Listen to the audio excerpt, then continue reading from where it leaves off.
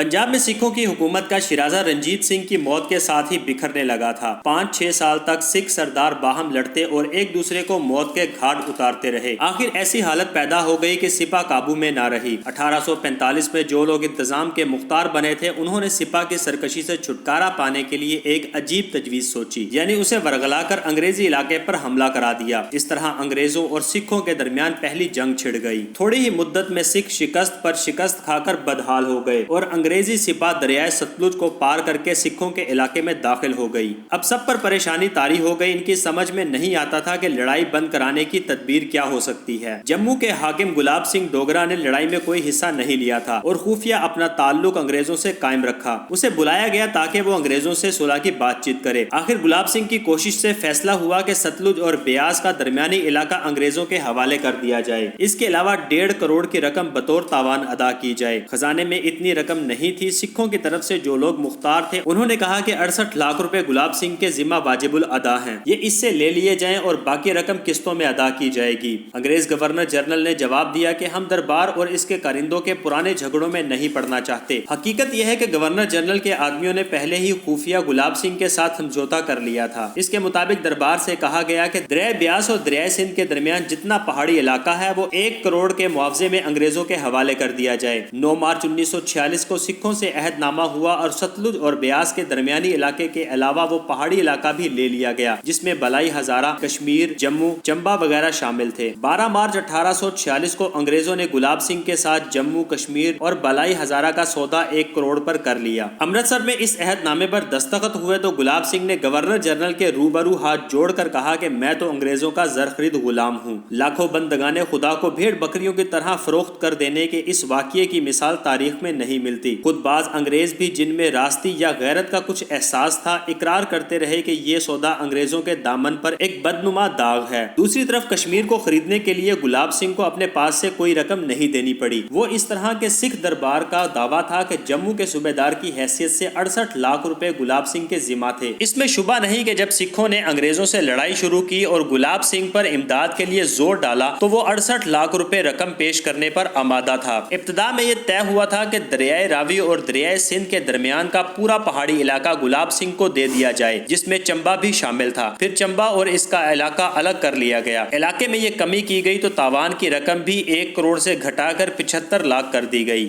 گلاب سنگھ کے بھائی سچیت سنگھ نے اپنی زندگی میں 15 لاکھ روپے کی رقم فیروز پور میں زمین میں دبا رکھی تھی، وہ انگریز کے قبضے میں تھی۔ انہوں نے یہ 15 لاکھ روپے بھی تاوان میں شامل کر لیے۔ اس طرح گلاب سنگھ کو صرف 10 لاکھ اشرفیاں ادا کرنی پڑی۔ کشمیر کی فروخت کا واقعہ مختلف حیثیتوں سے بے حد اہم ہے۔ اول بڑے بڑے علاقوں کو فروخت کا ایسا کوئی واقعہ تاریخ میں نہیں ملتا۔ دوسرے، ان علاقوں کے باشندے 100 سال تک گلاب سنگھ اور اس کے جانشینوں کے خوفناک ظلم و ستم کا نشانہ رہے۔ تیسرا، گلاب سنگھ ہی کے ایک جانشین نے پاک و ہند کی تقسیم کے وقت کشمیر اور جموں کے بارے میں ایک ایسا افسوسناک قدم اٹھایا کہ اس پر خون ریز لڑائی شروع ہو گئی جو 1.25 سال جاری رہی۔ پھر لڑائی بند ہوئی اور مسئلہ اقوام متحدہ میں پہنچا، لیکن اس کے تصفیے کی کوئی منصفانہ صورت اب تک سامنے نہیں آئی اور پاک و ہند کی باہمی مفاہمت کے راستے میں جموں اور کشمیر کا مسئلہ سب سے بڑی رکاوٹ ہے۔